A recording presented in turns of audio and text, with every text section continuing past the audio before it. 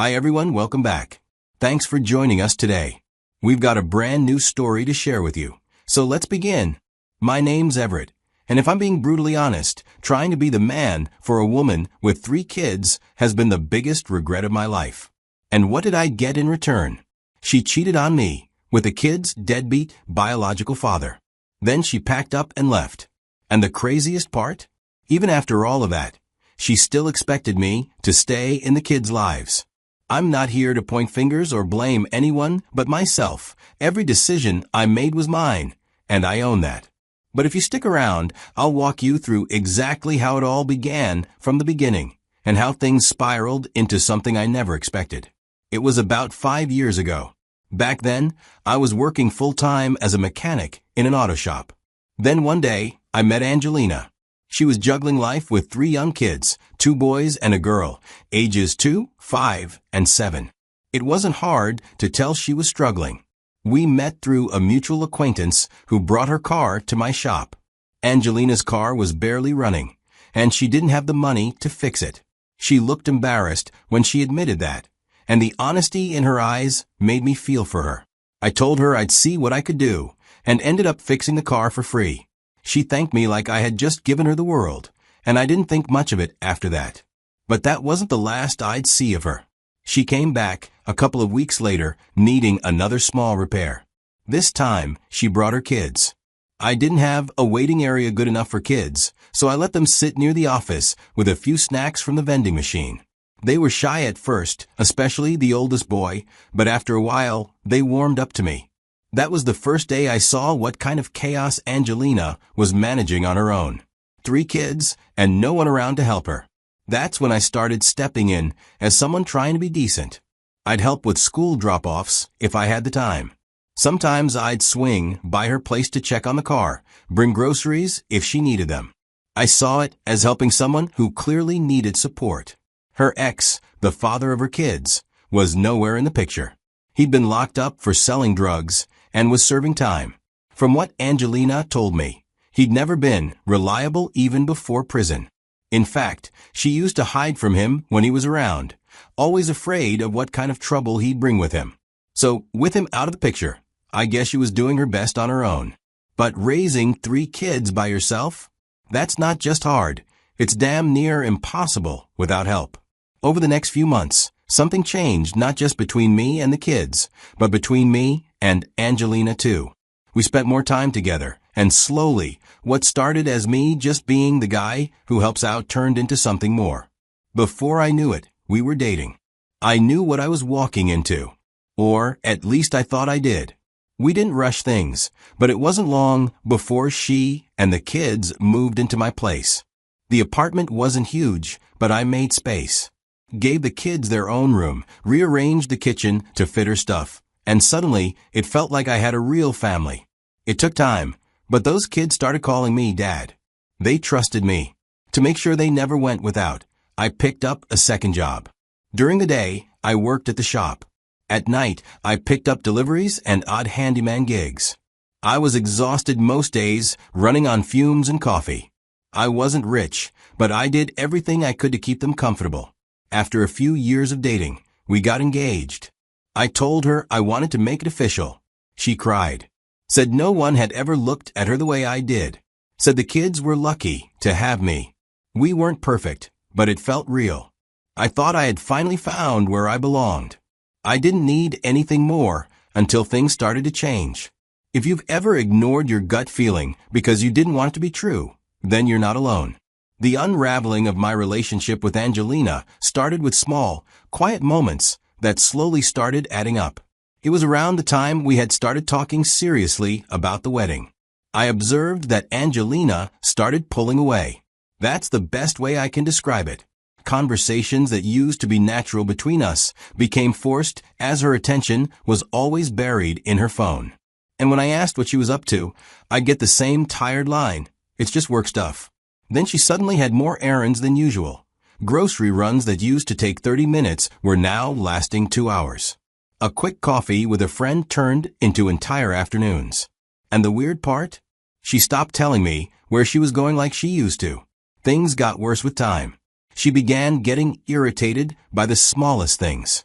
And then, the fights started coming. Over nothing. I'd say the wrong thing, or maybe just the right thing at the wrong time, and boom, we're in another argument. That loving, warm energy that drew me to her in the first place was gone. And the kids felt it too, even if they didn't know how to explain it. I didn't know what to do. I spent weeks trying to figure it out. Was I doing something wrong? Was this just a rough patch? I'd replay our conversations in my head, trying to find where things went south. But every time I thought I was getting close to an answer, she'd shut me down again. I was confused, exhausted, and emotionally worn out. Then one afternoon, I was home from work early and was helping her youngest with a snack when he said something that got me thinking. He said, "Mommy's friend came over today. She said, he's our real dad. But she told us not to tell you." I paused. My brain couldn't process the words right away. "What did you say?" I asked, trying to stay calm. He repeated it, then went back to playing. I just stood there, trying to connect the dots. I went through the rest of the day on autopilot, but inside, I was trying to figure out how the hell to handle what I'd just heard. I spent the next couple of days playing out different versions of the conversation I was going to have with her. Part of me wanted to yell, to accuse, to demand an explanation. But the other part just wanted to hear the truth. I needed her to tell me what was going on. So after a couple of days of sitting with what her child had told me, I decided to talk to her one morning while the kids were still asleep. I sat her down and asked her two simple questions. I said, "Angelina, is your ex out of prison? Has he been by the house?" At first, she didn't say anything. Then she leaned back, crossed her arms, and shrugged. "I don't know," she said. "I don't even know if he's out." So I asked again, "Did he come by the house?" She narrowed her eyes at me and said, "You're being paranoid. Where is this even coming from? What, did you bug the house or something now?" I was asking her about something serious, and instead of giving me answers, she flipped the script and tried to make me the bad guy. "You don't trust me," she said. "You're always trying to control everything. Why do you need to know every little detail? You act like I'm a child who needs permission to breathe." She turned everything into some narrative about me being obsessive, about me being the problem. I kept my cool, though. I just looked at her and said, "All I'm asking for is the truth. If he's around, I deserve to know." She didn't respond, just stood up, walked away to the bedroom. I thought that would be the end of it. But instead, she gave me the cold shoulder for days like I'd done something unforgivable by even asking. She started acting like I was the one who broke trust. But even with all that, I didn't snap. I was still hoping, somewhere in the back of my mind, that she'd come around. That she'd say, "Okay, let's talk. Here's what's going on."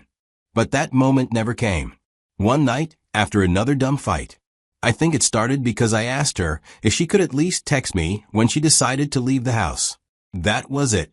But she blew up, said I was controlling, said I didn't trust her, and that I was always watching her. Before I could even get a word in, she grabbed her keys and stormed out of the house. She didn't come back that night. I waited and tried to stay calm. The next morning, she finally walked in. I asked her as calmly as I could, "Where were you?" She looked at me, paused for a second like she was deciding how honest to be, then said, "I reconnected with the kid's real dad. We've been talking for a while." I said, "What do you mean? How long has this been happening?" She just shrugged. "It doesn't matter." I couldn't believe it. After everything. She didn't stop there. She looked me right in the eyes and said, "The kids need their real dad. You're great, Everett, but it's different with him." I was speechless. Later that same day, she started packing her things and the kid stuff, and they left. I didn't say anything. I felt used, tossed aside like a fool. After they left, I entered one of the darkest times of my life. I grieved, but something inside me knew I couldn't keep living like that. So I made a decision.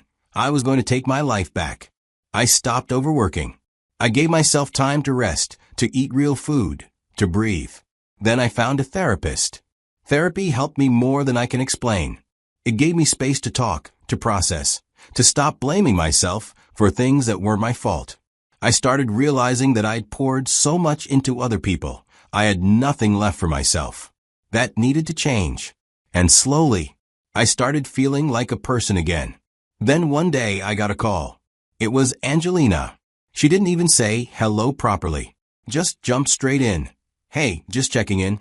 I was wondering why you haven't asked about the kids. I asked her why should I? They're with their father. And you know what she said? You're their father, too. I still want you in their lives. I took a deep breath and told her as calmly as I could, you made your choice. Don't call me again. Then I hung up. Blocked her number. A few months had gone by since Angelina packed her things, took the kids, and walked out of my life. Then one afternoon, I ran into a mutual friend, and we started catching up. Just casual stuff at first. Then the topic drifted to Angelina. The friend asked if I had heard what's going on with her. I shook my head. I hadn't, and I hadn't tried to. He sighed. It's bad. Her ex was back to his old ways.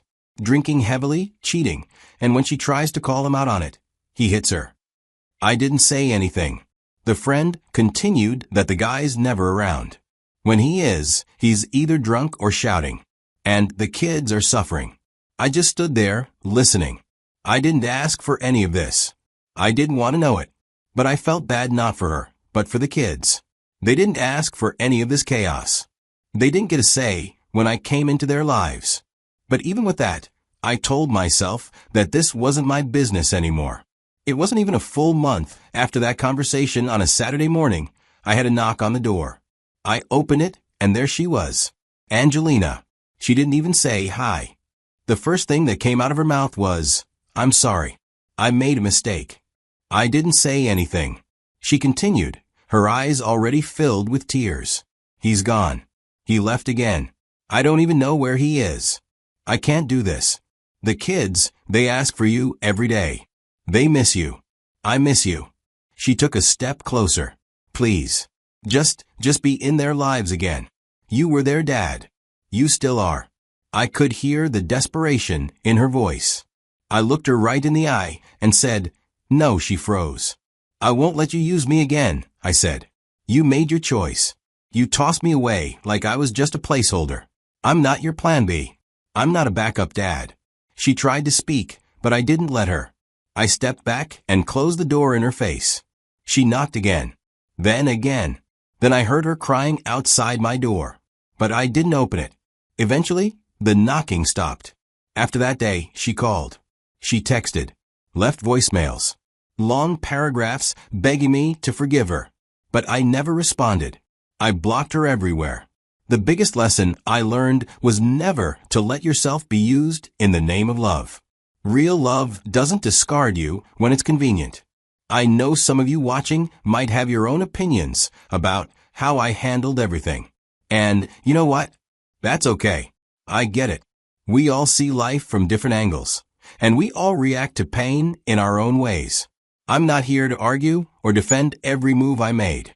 I'm just here to tell you how I lived through it. I don't blame Angelina. I don't even blame the kid's dad. I blame myself for ignoring the signs, for shrinking myself just to make room for someone else's chaos. I blame myself for thinking that love means sacrificing everything, even your own sanity. I should have put myself first. I should have protected my peace, my energy, my future. And now I know better. So, if this story hit something in you or made you reflect, I want you to share your thoughts in the comments. I want to hear what you think. And if you know someone who's stuck in a situation like this, someone who's giving their all to someone who sees them as a fallback plan, send them this video. Share it. Maybe it'll give them the wake-up call I wish I had years ago. Thanks for watching. Take care of yourself.